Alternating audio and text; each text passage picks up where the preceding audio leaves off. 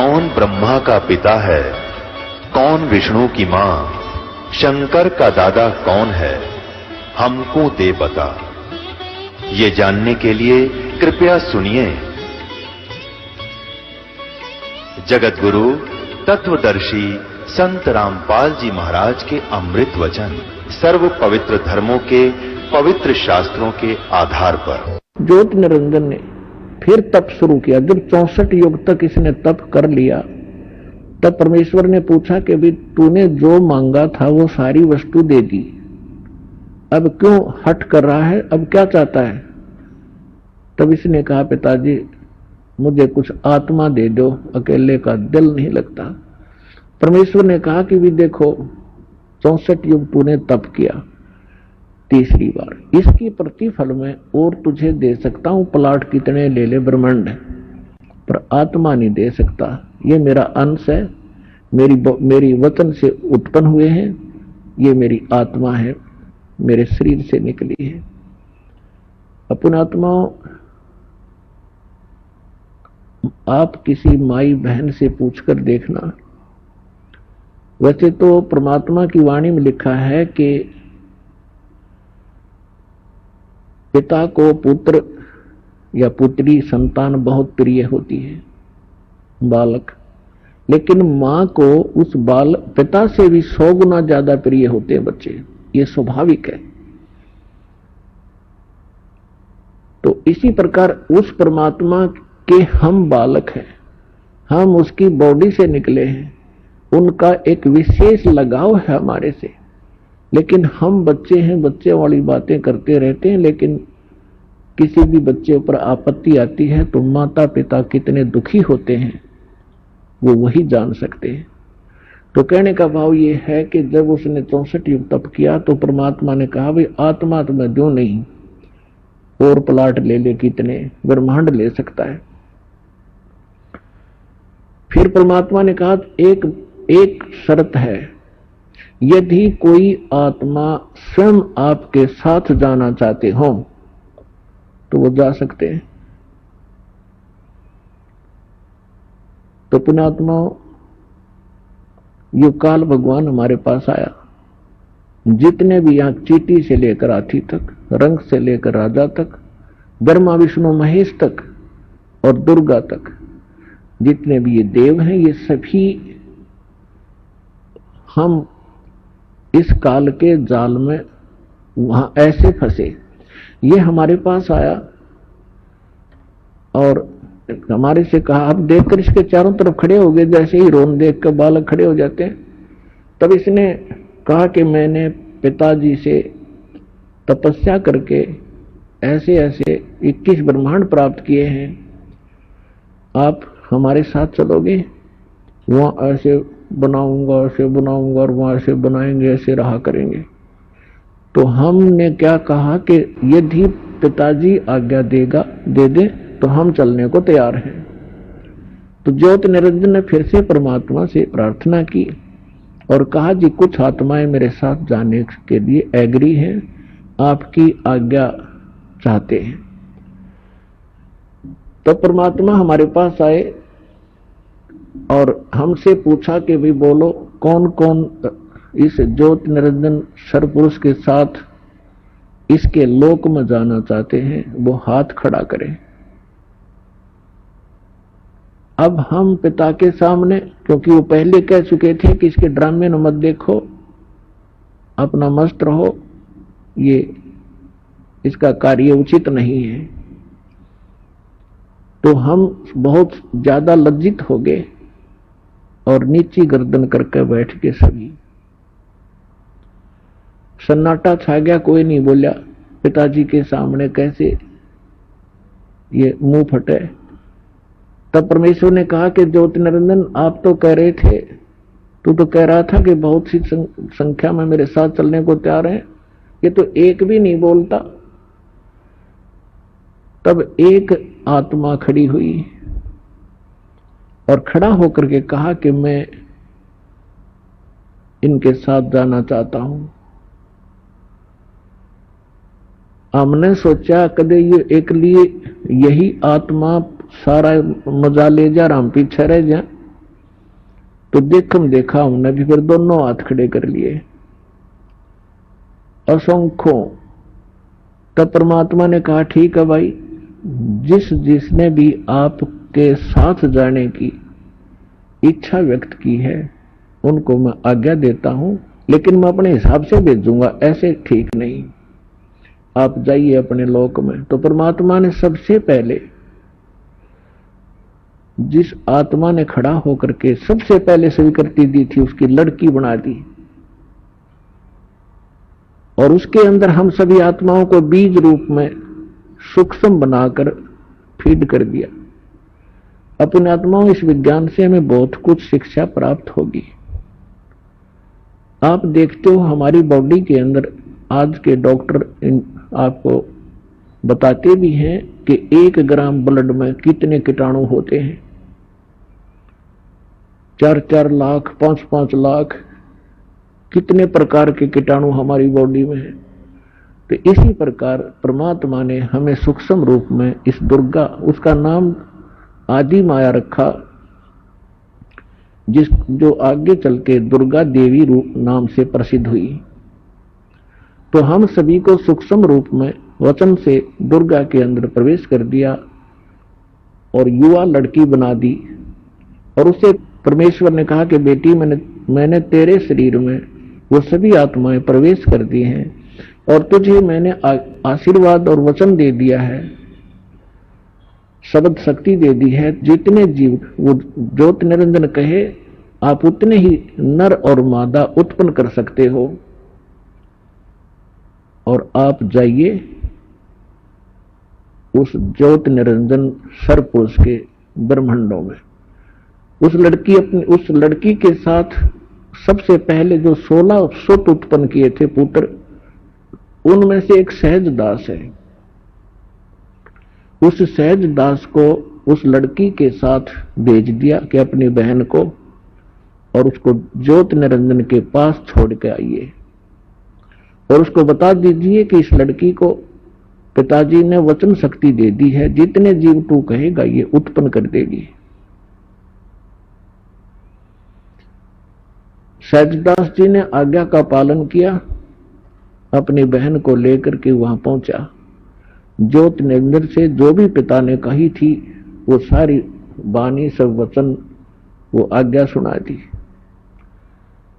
और कहा कि इस लड़की बहन के शरीर में वो सभी आत्माएं हैं जो तेरे साथ आने की इच्छुक थी, और इसको वचन दे रखा है जितने तू नर मादा कहेगा उतने ही ये उत्पन्न कर देगी।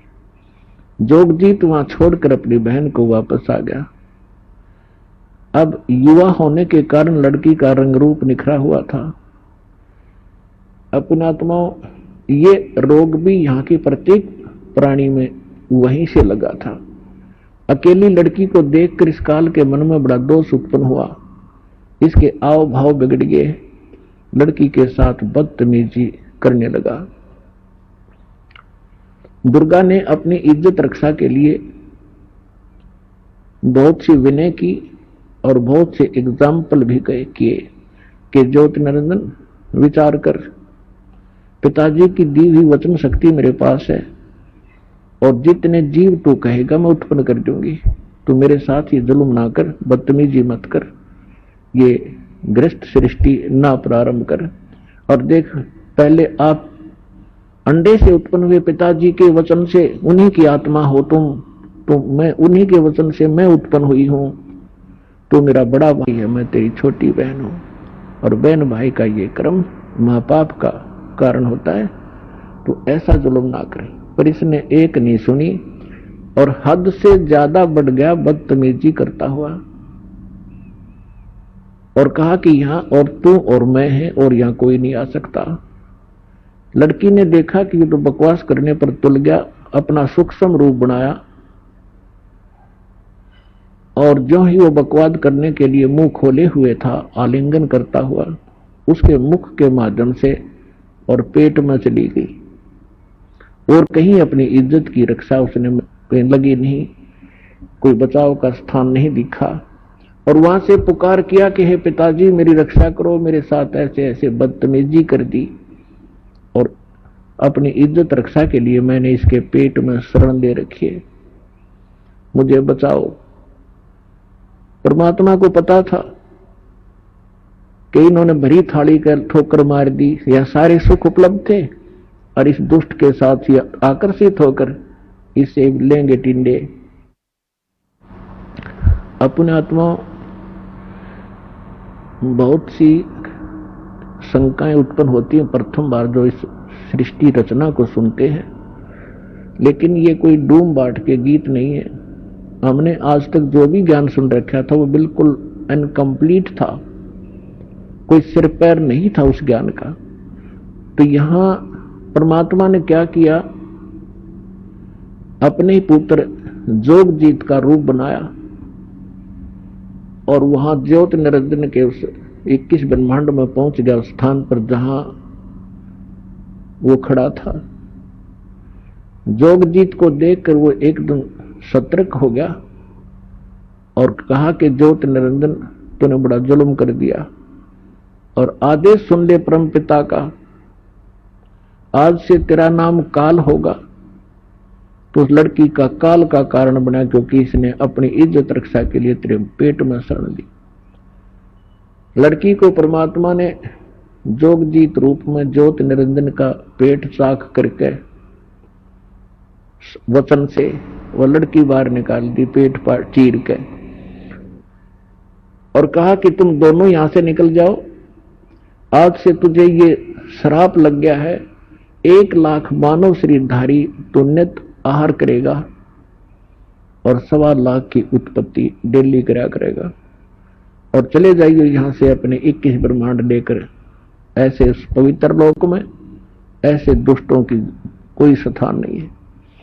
अब दुर्गा ने गलती की, सबसे पहले खड़ी हुई, अपने पिता ने भूल के। हमने गलती की, हम उसे अपने मालिक ने छोड़ के इसके पीछे लग गए। 21 ब्रह्मांड वहां से चल पड़े, परमात्मा का वचन कर सुनते ही जैसे विमान चला करते हैं। और वहां से ये सतलोक से 16 शंख कोश की दूरी पर, जैसे अरब खरब नील पद्म शंख, 16 शंख कोश की दूरी पर, एक कोश के अंदर लगभग 1.25 मील होते हैं और 1 मील में लगभग 1.5 किलोमीटर होता है। अब अंदाजा लगा लो, किलोमीटरों का हिसाब लाओ तो गणित की रीति से आप ऐसे लगा सकते हो।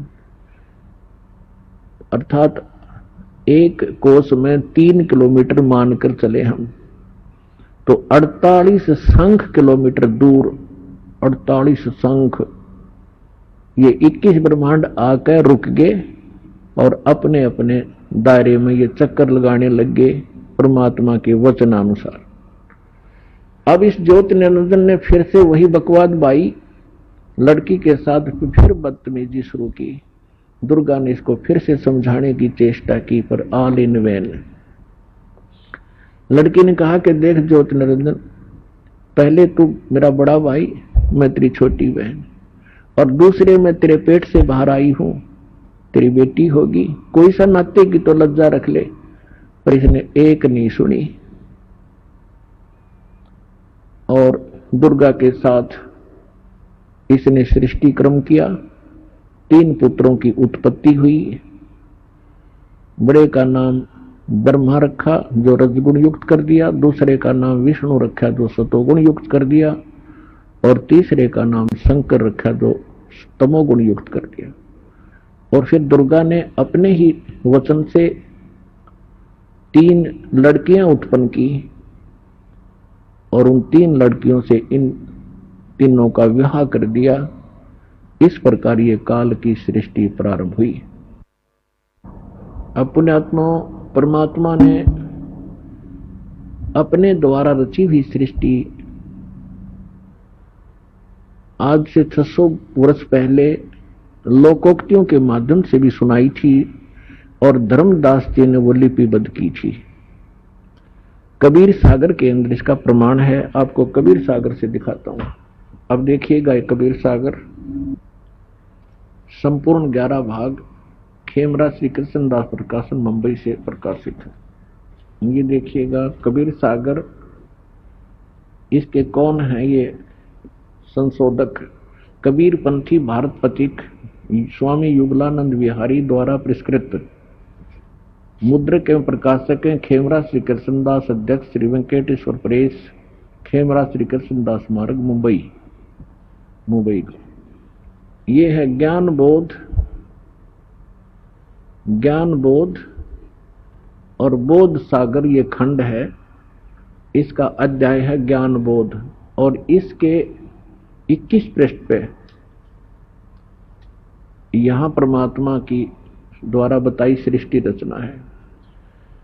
धर्मदास ये जग बोराना, कोई न जाने पद निर्वाणा, यही कारण मैं कथा पसारा, जग से कहिए वो राम नियारा। ये नाम गलती से ग्रंथ है।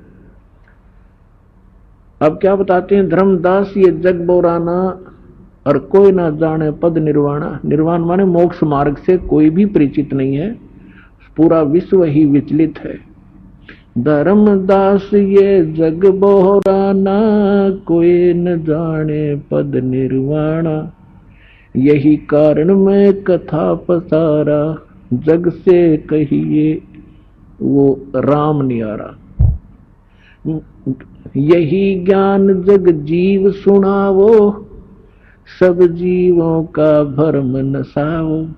अब मैं तुमसे कहूँ चेताई, तिरदेवन की उत्पत्ति वाई।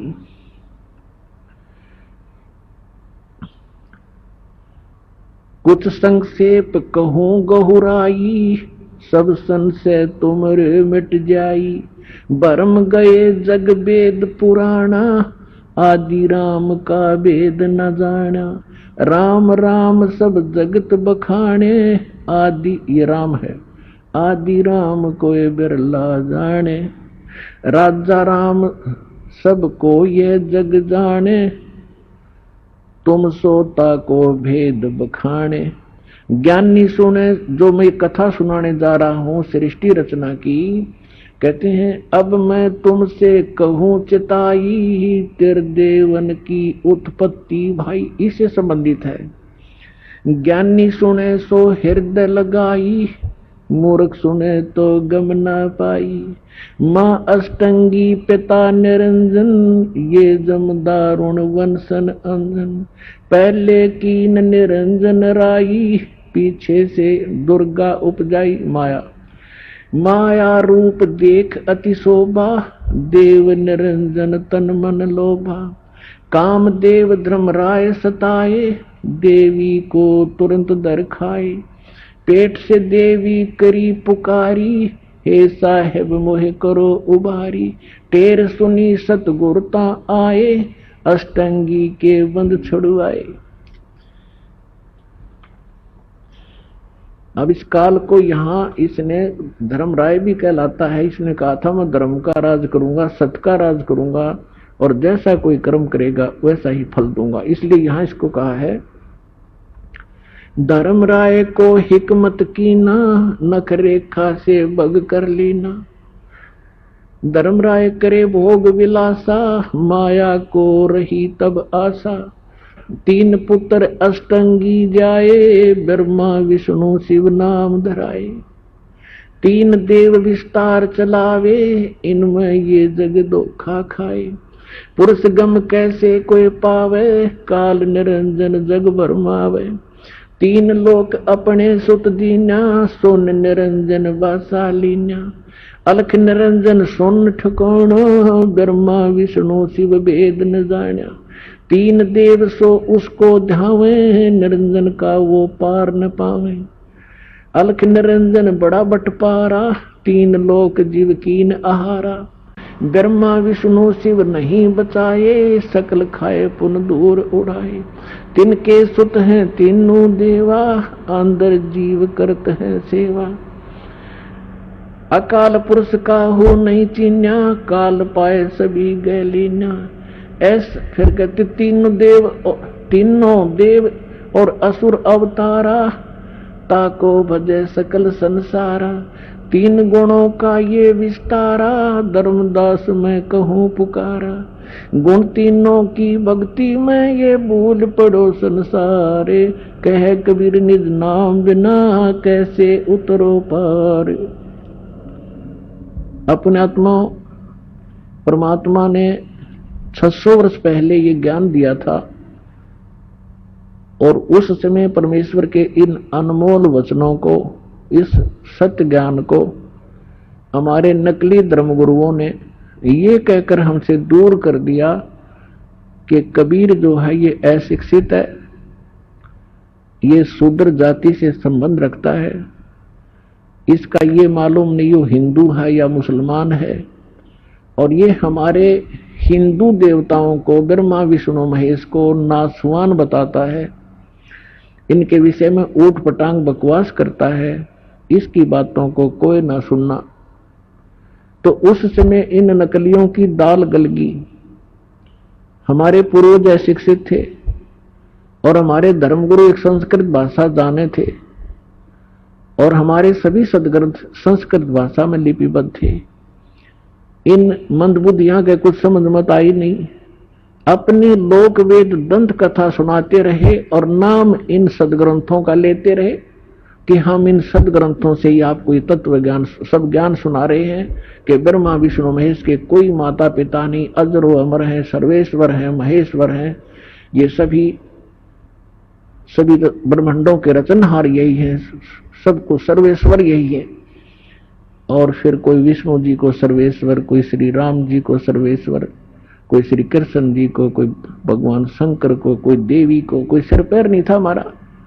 अब उस समय तो हमें ये बात जच गई उन नकली गुरुओं की कि कबीर जी अशिक्षित हैं, ये सदग्रंथ तो नहीं जान सकते, और जो कुछ भी ये कह रहे हैं हमारे देवताओं के बारे में, इनकी उत्पत्ति के बारे में, ये सारी झूठ है। और जिससे उनकी दाल गली रही, क्योंकि उनको खुद मालूम नहीं था सदग्रंथों में लिखा क्या है। अपने आत्माओं, यदि परमात्मा 600 वर्ष पहले ये ज्ञान नहीं लिपिबद्ध करवा के जाते तो आज हम भगवान नहीं पहचान सकते थे। अब देखो, जिसको अशिक्षित कहे, संस्कृत भाषा जानता नहीं, यदि परमात्मा किसी अन्य वर्ण में आ जाते, ब्राह्मण वर्ण में संस्कृत पढ़ लेते, तो आज एक और डिफिकल्टी पैदा हो जाती कि भाई ब्राह्मण था, इसका समझ में आ गए होंगे सदग्रंथ, और अनमान्य नहीं, और लोग और ब्राह्मणों को समझ में नहीं आई, तो इसलिए इसने सदग्रंथों की जानकारी थी। तो परमात्मा तो अशिक्षित थे इन्हीं के शब्दों में, लेकिन वो अशिक्षित नहीं, वो विद्वान थे। और यजुर्वेद अध्याय नंबर 40 के श्लोक नंबर 11, 12, 13 में कहा है कि वो तत्वदर्शी संत ही बताएगा विद्वान और अविद्वान की परिभाषा। एक कोई तो जिसने अक्षर ज्ञान हो गया उसको विद्वान कह देते हैं, जिसको अक्षर ज्ञान नहीं है उसको अविद्वान कहते हैं, लेकिन विद्वान और अविद्वान की परिभाषा वो तत्वदर्शी संत बताओगा। तो पुण्यात्माओं, ये संस्कृत भाषा ने जानकर महर्षि पाक रहे थे, विद्वान पक गए थे, और कख पता नहीं था कि एक भाषा से विद्वान होते हैं। अध्यात्म मार्ग के अंदर अध्यात्म ज्ञान से विद्वान होते हैं, भाषा कोई भी हो। तो अब थोड़ा सा आपको एक झलक दिखाते हैं कि 600 वर्ष पहले हमारे सदग्रंथों में लिखा था कि ब्रह्मा विष्णु महेश के माता पिता दुर्गा और ये काल है। अरे नकलिया ने कख नहीं पता, आज तक मूर्ख बना रहे थे हमारे को, सारी उल्टी साधना, उल्टा ज्ञान ठोक दिया समाज में। आज इस दास के लिए इतनी डिफिकल्टी पैदा हो रही है इस बिगड़े हुए सांग को रीसेट करने के लिए, क्योंकि शिष्य जो हो किसी भी मजहब धर्म या किसी संत के, जो ये ज्ञान सुनते हैं उनको भी अच्छा नहीं लगता, लेकिन प्रमाण देखकर वो जाते हैं तो कुछ उनको विश्वास होता है, तो कहाँ जाते हैं, अपने गुरु जी से पूछते हैं। तो हमारे वो गुरु जी पहले उनसे भी नकली, वो कहेगा नहीं झूठ बोलता है, वो ऐसा है। फिर उसको चिंता बन जाती है उस आचार्य को, गुरु को, कि कहीं तुम्हारे चेलों को सच्चाई का पता लग गया, जो सच्चाई तो इस पुस्तक में रेफरेंस दे रखे हैं, सारे सीधी भर रखी है, वो भी जान देते हैं कि बात तो सारी सच्ची है, पर चेले ना भाग जाए। अब उनको ये चिंता बनी हुई है, लेकिन अब समय आ लिया है, ये तो चिंता बनो चाहे ना बनो, ये चेले तो सारे यहीं आने हैं एक दिन, थोड़ा समय बेशक लग जाए।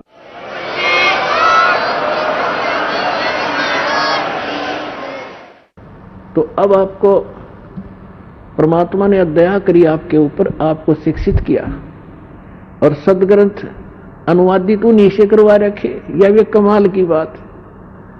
इसके विषय में सूक्ष्म वेद में कहा है, मोती मुक्ता दर्शत नाही, ये जग है सब अंदरे, दिखत के तनैण चश्म इनका फेरा मोतिया बंदरे। ये दिखे थे विद्वान और संस्कृत भाषा चारों वेद इकट्ठस्थ याद कर रखे, गीता जी को पूरे 18 के 18 अध्याय गोट रखे, अन्य कख नहीं पता इसमें लिखा क्या है। तो इसके विषय में कहा है कि ये दिखे थे विद्वान, बड़े संस्कृत बोलनीय, और इनका मोतियाबिंद था अज्ञान रूपी।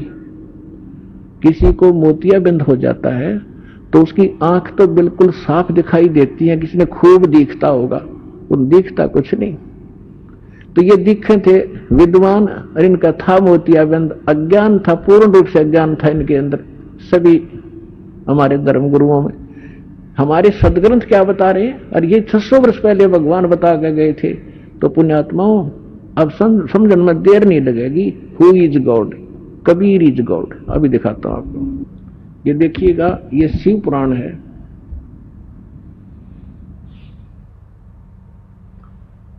संक्षिप्त मोटा टाइप, केवल हिंदी। और ये कहां से छपा है? गीता प्रेस गोरखपुर से। और कौन है इसके अनुवादक?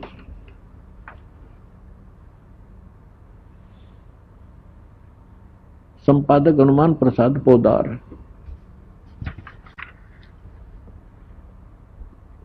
ये प्रकाशक और मुद्रक यहां से है। एक समय नारद जी ने अपने पिता ब्रह्मा जी से पूछा, क्योंकि ब्रह्मा जी ही सबसे पहले उत्पन्न माने जाते हैं, बड़े पुत्र, और इन्हीं को वेदों और सभी ज्ञान का एक कर्ता धर्ता मान रखा था इन्होंने। इसलिए नारद जी ने अपने पिताजी से पूछा। अब देखिएगा, ये है रुद्र संहिता। रुद्र संहिता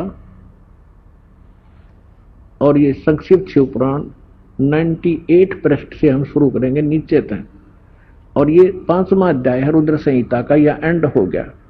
अपने पुत्र नारद की यह बात सुनकर लोक पितामह ब्रह्मा वहां इस प्रकार बोले। अब 6ठे अध्याय से शुरू होते हैं 99वें पृष्ठ पे। ब्रह्मा जी ने कहा, ब्रह्मन देव शिरोमणि नारद से कहा, तुम सदा समस्त जगत के उपकार में ही लगे रहते हो। तुमने लोगों के हित की कामना से बहुत उत्तम बात पूछी है। जिस समय उसने सृष्टि रचना के बारे में जानना चाहा था, जिस समय समस्त चराचर जगत नष्ट हो गया था, सर्वत्र केवल अंधकार ही अंधकार था, न सूर्य दिखाई देते थे, न चंद्रमा, अन्य ग्रहों का और नक्षत्रों का भी पता नहीं था, न दिन होता था न रात, अग्नि पृथ्वी वायु और जल की भी सत्ता नहीं थी। उस समय तत् सद ब्रह्म, इस श्रुति में जो सत सुना जाता है, एकमात्र वही शेष था। अब हम 100 पृष्ठ पर आ गए, 100 पे, रुद्र संहिता शिव पुराण के।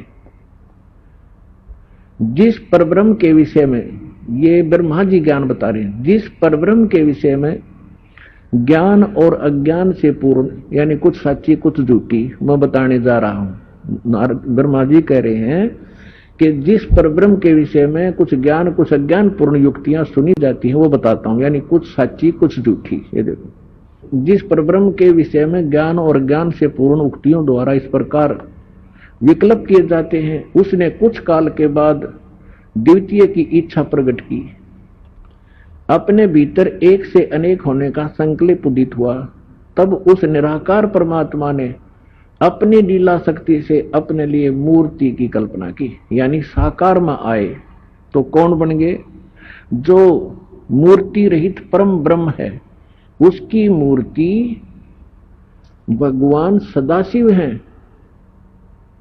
अर्वाचीन और प्राचीन विद्वान उन्हीं को ईश्वर कहते हैं।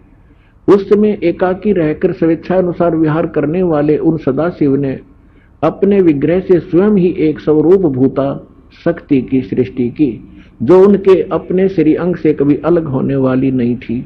उस पराशक्ति को प्रधान प्रकृति गुणवती माया बुद्धि तत्व की जननी तथा विकार रहित बताया गया है।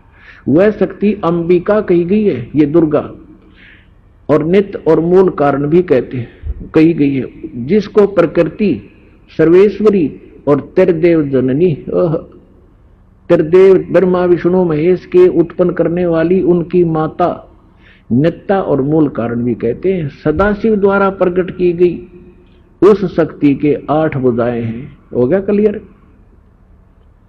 अपने आत्माओं, कमाल की बात है, देवी पुराण में 3रे स्कंद में ब्रह्मा जी अपने पुत्र नारद से बता रहा है कि जब मैं कमल के फूल पर बैठा था, मुझे नहीं मालूम कितने उत्पन्न हो गया, कौन मेरा जनक है। और फिर 1000 फिर तो आकाशवाणी हुई, फिर मैंने 1000 वर्ष तक तप किया, फलान किया। अब जब उसने अपने जन्म का नहीं बीरा और बताओ परब्रह्म और फलाने की सृष्टि फलान जैसा भी है, क्योंकि कारण क्या था कि परमात्मा प्रत्येक युग में आए और सबसे पहले जब आए थे वो परमात्मा सबसे पहले ब्रह्मा जी से मिले थे और ब्रह्मा जी को यह सृष्टि रचना सुनाई थी और ये काफी प्रभावित हुआ था और परमात्मा ने इसको ओम नाम दिया था जाप करने का। फिर परमात्मा गए थे विष्णु जी के पास, विष्णु जी ने भी काफी प्रभाव से बड़ी लगन से ज्ञान सुना था और शेष हुए थे।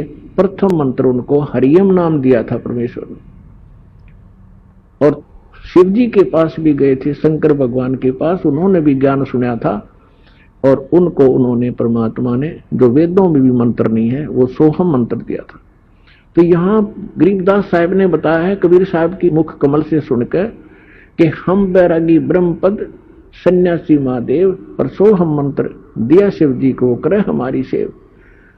तो ये तीनों परमात्मा, तीनों भगवानों को परमेश्वर आकर मिले थे संत रूप में और इन्होंने पहले तो ज्ञान ग्रहण किया क्योंकि ज्ञान सुना, सृष्टि रचना सुनी, फिर पीछे से काल ने इनके मन में ऐसा भूत बांट दिया और ऐसी प्रेरणा कर दी कि ये क्या जाने ये ऋषि वेदों और उनसे अलग से कहां से ज्ञान ले आया, वेद ही सर्वश्रेष्ठ है। तो दूसरी बार जब परमात्मा गए कि इनको आगे कुछ बढ़ाऊं, तो ब्रह्मा जी ने भी, विष्णु जी ने भी, शिव जी ने भी, तीनों ने उनका ज्ञान नकार दिया कि नहीं, जो वेदों में ज्ञान है हम उसी को मानते, उससे आगे हम नहीं मानेंगे। उसे हटकर जो आप बता रहे हो हमें समझ में नहीं आ रहा। लेकिन वो जो सृष्टि रचना मालिक से सुनी थी वह ऊट पटांग अटपट करके अब यहां सुनाई उसने, कुछ सच्ची कुछ झूठी। अब उसका एक झलक है ये आपके सामने, देखिएगा। अब ये क्या कहते हैं ब्रह्मा जी, 100 पृष्ठ पर हम पढ़ रहे हैं रुद्र संहिता के, कि ये क्या कह रहे हैं कि जो मूर्ति रहित परम ब्रह्म है उसकी मूर्ति भगवान सदाशिव है। ये काल कैसे छल करता है, इसने कसम खा रखी है, प्रतिज्ञा कर रखी है कि मैं अपने वास्तविक रूप में कभी किसी को दर्शन नहीं दूंगा। तो किसी को ये शिव रूप में दर्शन दे देता है, किसी को अपने पुत्र विष्णु के रूप में, किसी को अपने पुत्र शंकर यानी ब्रह्मा के रूप में। तो इस प्रकार यहां ब्रह्मा जी विचलित है, इसको सदाशिव कह रहा है। अब देखिएगा, ये है ये काल भगवान, आगे स्पष्ट होगा इसी में। वो भगवान सदाशिव है। अर्वाचीन और प्राचीन विद्वान उन्हीं को ईश्वर कहते हैं। उस समय एकाकी रहकर एक स्वेच्छानुसार विहार करने वाले सदाशिव ने अपने विग्रह से, शरीर से स्वयं ही एक स्वरूप भूता शक्ति की सृष्टि की। ब्रह्मा जी अपने अज्ञान में लिपापोती करने की कुचेष्टा करा रही, वह सच्चाई सामने हमारे आनी थी। जो दास ने आपको कथा सुनाई, जो परमात्मा ने सुना रखी है, और अभी आपने दास ने मौखिक सुनाई, वो इसका एक ये प्रमाण मिल रहा है इसमें ये क्या कह रहा है कि सदाशिव ने, ये काल भगवान ने अपनी इच्छा से अपने अंदर से एक लड़की उत्पन्न की और वह दुर्गा कहलाई। खाक है ये। अब देखो, अब उसने ये कैसे पता लग गया? ऐसे हुआ जब वो खुद का मन अपनी सृष्टि, अपने जन्म का ना बेरा उसकी बताने लग रहा अपने बाप की, तो ये तुक्के मारे परमात्मा से सुनकर इसने उलझाने की चेष्टा की, लेकिन सच्चाई छुपा नहीं करती। चोर चोरावे टूंबड़ी गड्ढे पानी में, वो गड्ढे वो ऊपर आओ ना, सच्चाई छानी ना। अब देखो ये आपको पर रहम हुआ है। उस समय एकाकी रहकर स्वेच्छानुसार विहार करने वाले सदाशिव ने, काल ने अपने विग्रह माने शरीर से स्वयं ही एक स्वरूप भूता शक्ति की सृष्टि की, जो उनके अपने श्रीअंग से कभी अलग होने वाली नहीं थी। उस पराशक्ति को प्रधान, ये ध्यान रखना कि प्रधान भी दुर्गा को कहते हैं, प्रकृति भी दुर्गा को कहते हैं। गुणवती माया बुद्धिवत तत्व की जननीता तथा विकार रहित बताया है। वह शक्ति अंबिका कही गई, जो सदाशिव ने अपने शरीर से विग्रह से बाहर उत्पन्न करी, वह के कहलाई विकार रहित। वह शक्ति अंबिका कही गई, उसी को प्रकृति सर्वेश्वरी और ब्रह्मा विष्णु महेश त्रिदेव की जननी नित्या और मूल कारण भी कहते हैं। गई अपने काल के शरीर से निकली हुई उस शक्ति के 8 भुजा हैं। प्रकट स्पष्ट हो गया दुर्गा के विषय में। अंगों की शोभा बढ़ाते हैं। वह देवी नाना प्रकार की गतियों से संपन्न है और अनेक प्रकार के अस्त्र शस्त्र धारण करती है। एकाकिनी होने पर भी वह माया संयोग वसात अनेक हो जाती है। इसने 3 रूप धारण किए थे, सावित्री, लक्ष्मी और उसे पार्वती के, और एक एक पुत्र से इसकी विवाह कर दिया। श्री देवी पुराण में स्पष्ट है, फिर कभी समय पर दिखाएंगे। आज देखो, एकाकिनी होने पर भी वह माया संयोग वसात अनेक हो जाती है। जो वे सदाशिव हैं उन्हें परम पुरुष, ईश्वर, शिव, शंभु और महेश्वर कहते हैं। यहां देखो, अब 101 पृष्ठ पर आगे हम रुद्र संहिता का शिव पुराण में वे अब इस काल के विषय में जानकारी चल रही है। वे अपने सारे अंगों में भस्म रमाए रहते हैं। उन काल रूपी ब्रह्म ने, काल ब्रह्म कहो, सदाशिव कहो, उस काल रूपी ब्रह्म ने एक ही समय शक्ति के साथ है, नाथ नहीं है, शिवलोक नामक अक्षेत्र का निर्माण किया। उस उत्तम अक्षेत्र को काशी कहते हैं।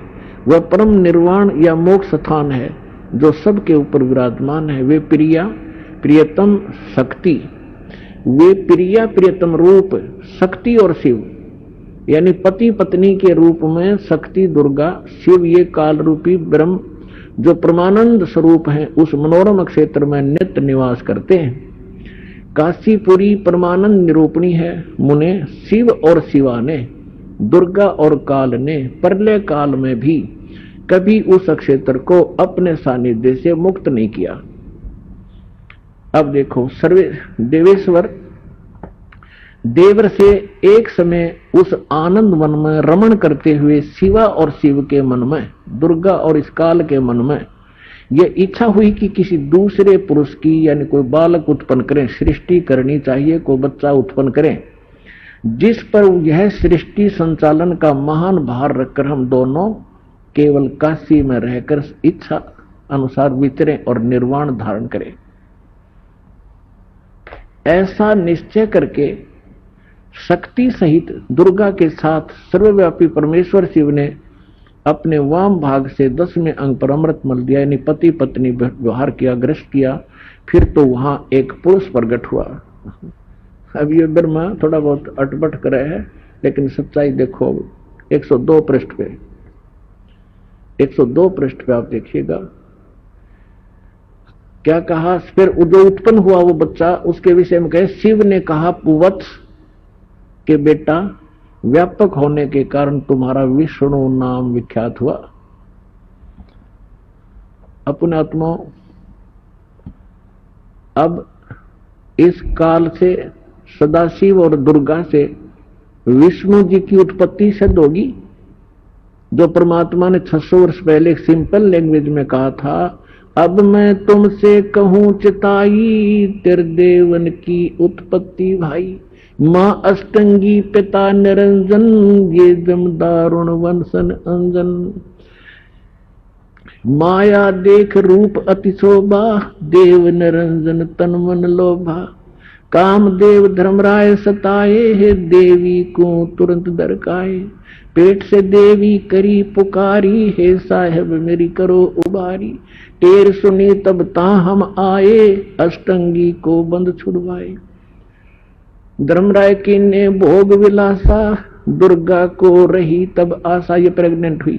3 पुत्र अष्टंगी जाए, ब्रह्मा विष्णु शिव नाम धराए। अरे ये नकली ने कहा, अगर तो अनपढ़ है के जाने शिक्षित है, सारी झूठ बोला है। अरे झूठे आपसे।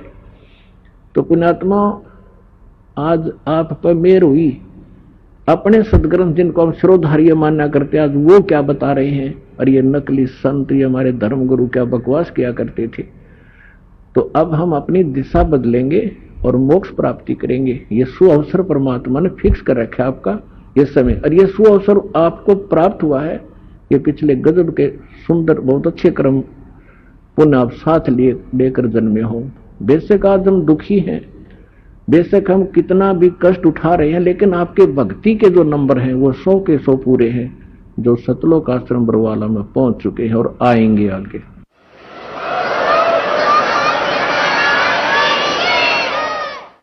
अब यहां आपने देख लिया विष्णु जी की उत्पत्ति तो दुर्गा और काल से होगी। अब ब्रह्मा जी क्या बताते हैं, देखिए 103 पृष्ठ पे। ये 103 पृष्ठ है रुद्र संहिता। अब ब्रह्मा जी कहते हैं, देव से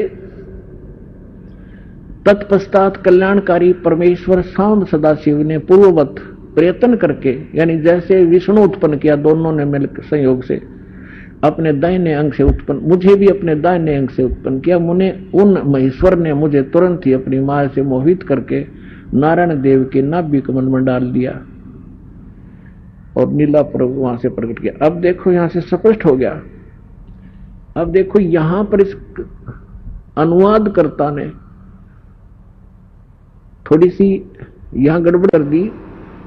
सदाशिव, यह शिव का पुजारी था कोई अनुवाद करता है शिव पुराण का, तो इसने यहां विष्णु जी की उत्पत्ति निर्भय लिख दी और ब्रह्मा जी की उत्पत्ति भी लिख दी सदाशिव और दुर्गा से।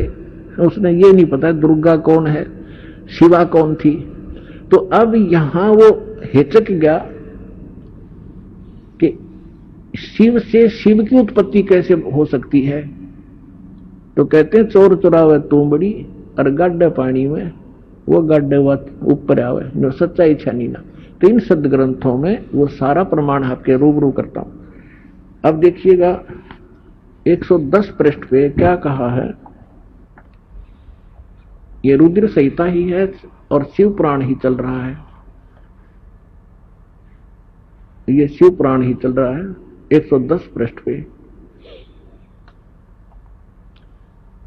अब यहां से हम पढ़ेंगे इस प्रकार सारा विवरण कहकर यहां कहा कि इस प्रकार ब्रह्मा विष्णु और रुद्र इन 3 देवताओं में गुण है, यानी रजगुण ब्रह्मा, सतगुण विष्णु, तमगुण शिव है। और परंतु शिव गुणातीत माने गए हैं। यो शिव है, यो इनका पिता है, इनका शिव का ना समझ माया। अब आपको फिर से दिखाते हैं।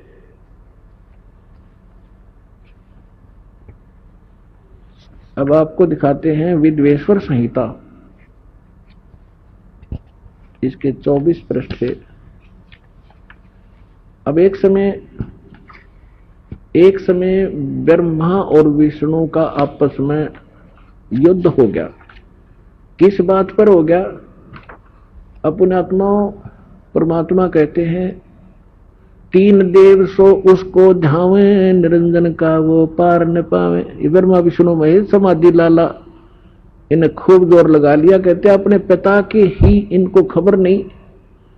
और ये क्या कैसे छल करता है कि जैसे ऋषि महर्षियों ने समाधिस्थ होने की चेष्टा की, किसी को ब्रह्मा जी के रूप में दर्शन दे दिए, तो उसने सबके साथ सबके सामने एक ये प्रमाणित कर दिया अपने अनुभव से कि ये जो ब्रह्मा जी है, जो उनके समक्ष देवता थे, कि ये ही सर्वेश्वर है। मैंने समाधि दशा में इसके दर्शन किए हैं। ये छुपाए बैठे अपने आप को, ये सृष्टि रचने वाले हैं, प्रजापिता हैं, सबके जनक हैं। इस बात ने सुनकर ब्रह्मा जी फूल गए। फिर किसी को ये दर्शन दे, क्योंकि इसने कस प्रतिज्ञा कर रखी है कि मैं कभी किसी के सामने अपने यथार्थ रूप में नहीं आऊंगा, तो किसी को ये शिव के रूप में दर्शन दे देता है। तो वो ऋषि ये कहता है कि शिव जी अपने आप को छुपाए बैठे हैं, यही सर्वेश्वर है, महेश्वर है, सबके जनक हैं, कुल के मालिक है। किसी को विष्णु जी के रूप में दर्शन दे देता दिए हैं, तो उस ऋषि ने फिर उनके डिंडोरे पीट दिए। विष्णु जी को सर्वेश्वर, ये सर्वशक्तिमान है, सबका मालिक है, मैंने समाधि में इसके दर्शन हुए, ये छुपाए बैठे। तो इस बात से इन दोनों को, तो सब तीनों को भ्रम था। देखिए दोनों बैठ गए। एक दिन ब्रह्मा जी चले गए विष्णु जी के पास, और विष्णु जी ने उनका विशेष सत्कार नहीं किया। तो ब्रह्मा जी कहने लगे कि मैं तेरा बाप हूं और अपने बाप को देखकर तू लेटा हुआ है, तुझे शर्म नहीं आती? तो मैं सारे, विष्णु जी कहने लगे कि आजा बेटा बैठ जा, मैं तेरा बाप हूं और तू मेरी नाभि कमल से उत्पन्न हुआ है। ब्रह्मा जी कहते सारी सृष्टि का मैं रचनहार हूं, मैं प्रजापिता हूं, तू मेरा पुत्र है। इस बात की इनकी काफी झगड़ा हो गया। कहने का भाव ये है कि फिर इस काल ने बीच में इनका एक लिंग खड़ा कर दिया सतम तेजों में, और इतना लंबा वो ये लड़ना भूल गए, युद्ध भूल गए, और उसकी एंड को खोजने के लिए ऊपर नीचे चल पड़े, जो भी लंबी कथा। फिर ये स्वयं आ गया विष्णु अपने पुत्र शिव जी का रूप धारण करके, और फिर इनको ज्ञान देने लग गया। अब देखिएगा, ये है विद्वेश्वर संहिता 25 पृष्ठ पे या 24 से पढ़ेंगे हम। ये दोनों ब्रह्मा जी और विष्णु जी झगड़ा कर रहे थे, इनके बीच में सतम खड़ा कर दिया इसने। अब यहां ये प्रश्न उत्तर करने लगे, फिर खुद आ गया ये शिव रूप धारण करके। फिर इनके प्रश्न उत्तरी होते यहां से ज्ञान होगा इनके ब्रह्मा विष्णु महेश के पिता का। ब्रह्मा और विष्णु ने पूछा, प्रभु सृष्टि आदि 5 कर्तों के लक्षण क्या है, यह हम दोनों को बताइए। भगवान शिव बोले, मेरे कर्तों को समझना अत्यंत गहन है, तथापि मैं कृपा पूर्वक तुम्हें उनके विषय में बता रहा हूं। अब ये सारा कुछ बताते हैं, सृष्टि, पालन और संहार, तिरोभाव, अनुग्रह, ये मेरे 5 करते हैं। अब हम 26 पृष्ठ पे आ गए। अब यहां पढ़ेंगे 26 पृष्ठ के।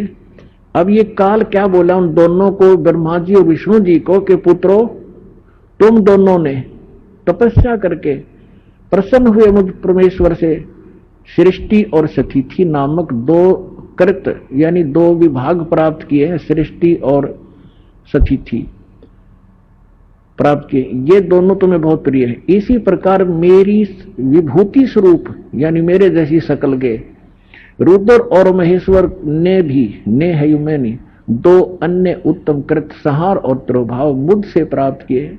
अब देखो, 2 तो ये पुत्र ब्रह्मा विष्णु हो गए, और 2 रुद्र और महेश्वर हो गए, तो 5वां कौन है? यो इनका पिता है, यो काल, यो सदा शिव काल रूपी ब्रह्म। अब यही सिद्ध करना था कि, और देखो अब यहां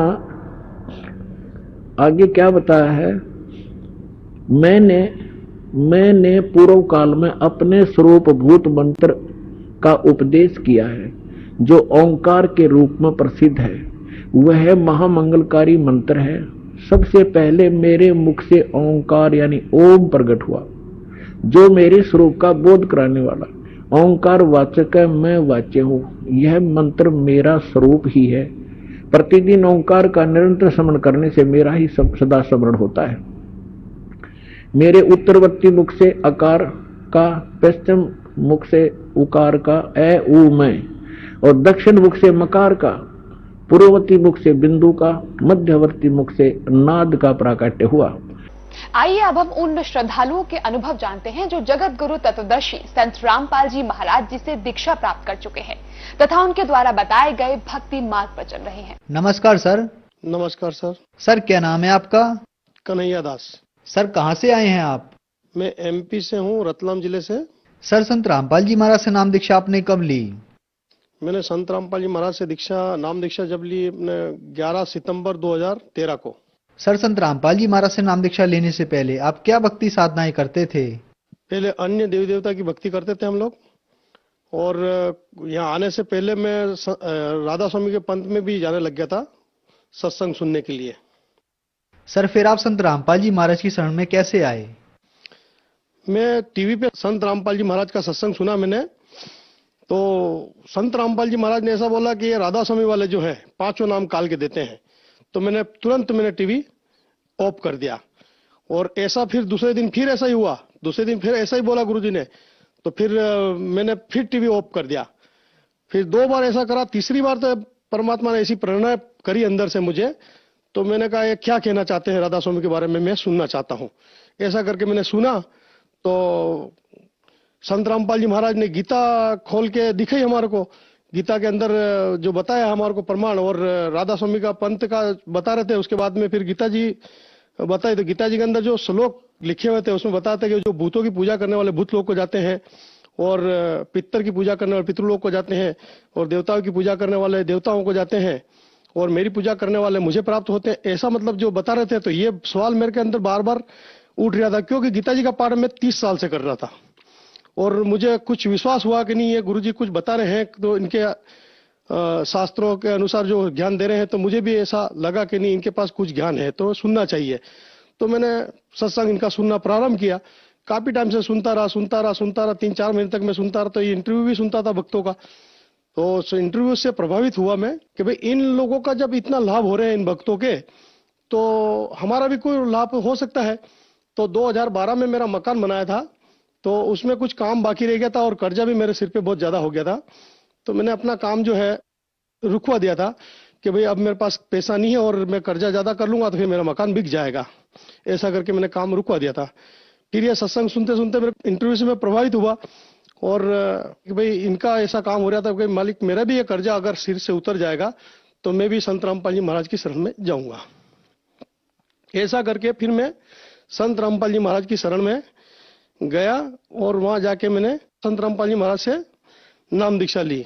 सर संत रामपाल जी महाराज से नाम दीक्षा लेने के बाद श्रद्धालु को बहुत सारे लाभ प्राप्त होते हैं, तो क्या संत रामपाल जी महाराज से नाम दीक्षा लेने के बाद आपको भी कुछ लाभ प्राप्त हुए? जी, सबसे बड़ा लाभ तो ये मिला मेरे को, आध्यात्मिक ज्ञान हुआ। हम भगवानों के बारे में बिल्कुल नहीं जानते थे, भगवान कौन है। और ये मैं बचपन से ही मैं सोचता रहता था, सभी लोग साधु संत बताते हैं कि ये भगवान सबका परमात्मा एक है, सबका मालिक एक है। तो मेरे मन में ऐसे विचार उठते थे कि कोई हिंदू बन के बैठा है, कोई मुसलमान बन के बैठा है, कोई सिख बन के बैठा है, कोई ईसाई बन के बैठा है, सब अलग अलग धर्म को मानते हैं, सभी अलग अलग देवताओं की भक्ति करते हैं, तो फिर भगवान एक है कौन? ऐसे सारे मेरे अंदर ऐसे सवाल मेरे को ऐसे होते रहते थे। मतलब फिर सदगुरु संत रामपाल जी महाराज की शरण में जाने से फिर मुझे ये पता चला कि परमात्मा सबका मालिक कबीर परमात्मा है। और मेरे लीवर डैमेज थे। संत रामपाल जी महाराज से दीक्षा लेने से पहले मैं शराब बहुत पीता था, मांस खाता था, और एक एक दिन में 3-3 सिगरेट के पैकेट पीता था, और मेरे लीवर डैमेज हो चुके थे। और दाहोद के अंदर एक अर्बन हॉस्पिटल करके है, वहां मैं गया था, और वहां डॉक्टर से चेकअप करवाया था। उन्होंने मेरा ब्लड टेस्ट करके और ब्लड की जो रिपोर्ट आई थी उसके अंदर बताया कि बोले आपका लिवर डैमेज है। तो फिर मैंने डॉक्टर से पूछा कि सर अगर लिवर मेरा डैमेज है तो इसका कुछ इलाज तो होगा। तो डॉक्टर साहब ने ऐसा बोला कि बोले आप नशा करते थे? मैं करता था। तो बोले आप साल या 2 साल के मेहमान हो, अब इसका कोई इलाज, लिवर ही डैमेज होगा तो आपका कुछ नहीं बचा। आप ऐसा करके मेरे डॉक्टर ने ना बोल दिया था, बोले आप ज्यादा दिन नहीं जी सकोगे। खाना मुझे 2 रोटी खाता था तो 2 रोटी से ज्यादा हजम नहीं हो पा रही थी मेरे से, और बस 2 रोटी खाने के बाद में मेरे को है जो आंखों में नींद आती और सो जाता, मेरे से काम भी नहीं होता था और खड़ा भी नहीं रह पाता था मैं। अब संत रामपाल जी महाराज से दीक्षा लेने के बाद वो धीरे धीरे बीमारी कहाँ गई मुझे पता नहीं चला, और मेरे सिर में भी बहुत दर्द रहता था। तो वो सारा दर्द मेरे को परेशान करता था। तो मैं संत रामपाल जी महाराज की शरण में गया और वहां से आशीर्वाद लिया मैंने गुरुजी से, और गुरुजी से प्रार्थना लगी, गुरुजी मेरा सिर में दर्द देता है। तो गुरुजी ने आशीर्वाद दिया मुझे कि बेटा परमात्मा ठीक करेंगे, भक्ति करते रहो। तो वो दर्द भी मेरा पता नहीं कहाँ चला गया, मुझे अभी तक सिर का दर्द आज दिन तक नहीं हुआ। और एक बार मैं दाहोद में रहता था, वहां से मैं अपना जो बिजनेस करने के लिए सुबह सुबह निकलता था। 7 बजे का टाइम था, मेरे साथ में एक भगत जी और थे, हम दोनों जने जा रहे थे गाड़ी लेके, और सामने से एक अपाची गाड़ी वाला 80 की स्पीड में आ रहा था, और मेरे ये पैर का जो पिंडी है इसके ऊपर इतना जोर से टक्कर मारा, तो मेरे तो उस टाइम पे आंखों में अंधेरा सा छा गया था, और मैं अपने आप के अंदर से महसूस जो कर रहा था मैं कि मेरा पाँव आज टूट गया है और मेरी पाँव बिल्कुल अलग हो गया। पता नहीं क्या मालूम कितने 2-3 लाख का खर्चा हो जाएगा, और मैं घबरा गया था अचानक, और मेरे को एकदम होश आया और मैंने याद किया, मैंने कहा मैं तो सदगुरु रामपाल जी महाराज की शरण हूँ, मेरा तो पाँव ऐसा टूट ही नहीं सकता है। और फिर जैसे मैं धीरे धीरे खड़ा हुआ और पाँव की तरफ देखा तो सूजन आ चुका था पाँव में, और फिर अपने आप को महसूस किया, मैंने कहा नहीं, मेरा तो ऐसा हो नहीं सकता कि मेरे साथ में ऐसा बड़ी घटना नहीं हो सकती। यूं करके मैं मेडिकल पे गया और सिर्फ 10 रुपए का मैंने एक ट्यूब लिया और कुछ दवाई गोली ली डॉक्टर से, मेरे का दर्द बंद होने की और सूजन उतरने की मेरे को गोली दे दो। तो आप बात नहीं मानोगे, 5 मिनट के अंदर अंदर मेरा सूजन भी उतर गया और मैं बिल्कुल स्वस्थ रहा, मेरे को कोई पाँव में टूटा फ्रैक्चर नहीं हुआ। और मेरी माता जी जो है, 1-2 बार अकेला वो घर के अंदर तान पे झाड़ू लेके साफ सफाई कर रहे थे, तो वो 2 बार वहां से गिर गए थे। तो एक बार तो सिर में चोट लगी थी उनकी, और मैं गांव में गया हुआ था, मेरे गांव में, तो वहां से मेरे ऊपर फोन आया कि आपकी माताजी गिर गए, उनका हाथ भी फ्रैक्चर हो गया है और सिर में भी चोट लगी और खून बहुत सारा निकल गया है, और आप जल्दी से आ जाओ। तो मैंने कहा मैं इतना दूर हूं और वहां तक जाऊंगा इतना तो बहुत समय हो जाएगा। तो मैंने कहा आप हो सकता है किसी डॉक्टर को दिखा दो। तो डॉक्टर के पास में गए तो वहां दिखाया, तो डॉक्टर ने बोला कि इनका तो हाथ का फ्रैक्चर हो चुका है और ऑपरेशन करना पड़ेगा। तो मैं खेतों में काम कर रहा था, तो मैंने खेतों में से ही दंडवत प्रणाम किया, गुरुजी से प्रार्थना लगी। मैं कहा गुरुजी आप ही देखना, अब मैं तो इतना समर्थ नहीं हूं, पैसा भी मेरे पास इतना है नहीं, मैं ऑपरेशन करवा नहीं पाऊंगा। तो मैंने वहां फोन लगा के बोल दिया, मैंने कहा गुरुजी दया करेंगे और आप कच्चा पट्टा चढ़वा दो उनको, अगर डॉक्टर से बात करके। फिर ऐसा करके हमने कच्चा पट्टा चढ़वा दिया, तो वो हाथ अपने आप जुड़ गया, 1 महीने के अंदर बिल्कुल स्वस्थ हो गया। माता जी का जो हाथ का जो फ्रैक्चर हुआ था वो संत रामपाल जी महाराज की कृपा से ही मतलब ठीक हुआ है।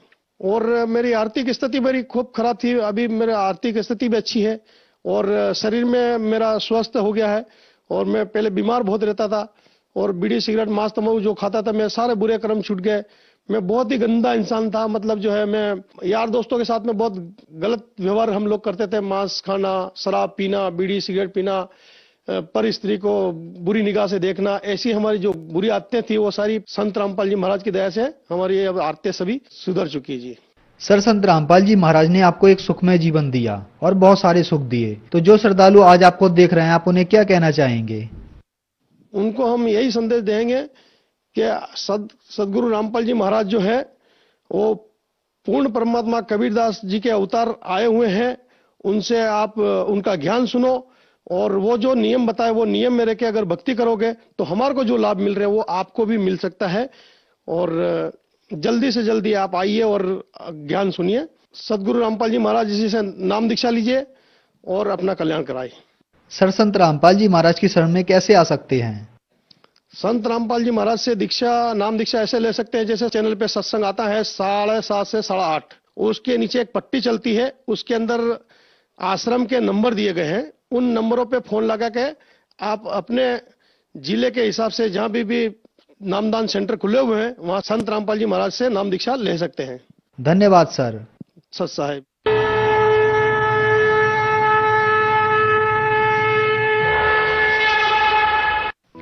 आप सुन रहे थे जगत गुरु तत्वदर्शी संत रामपाल जी महाराज के मंगल प्रवचन। अधिक जानकारी के लिए संपर्क करें 8222880541 82228805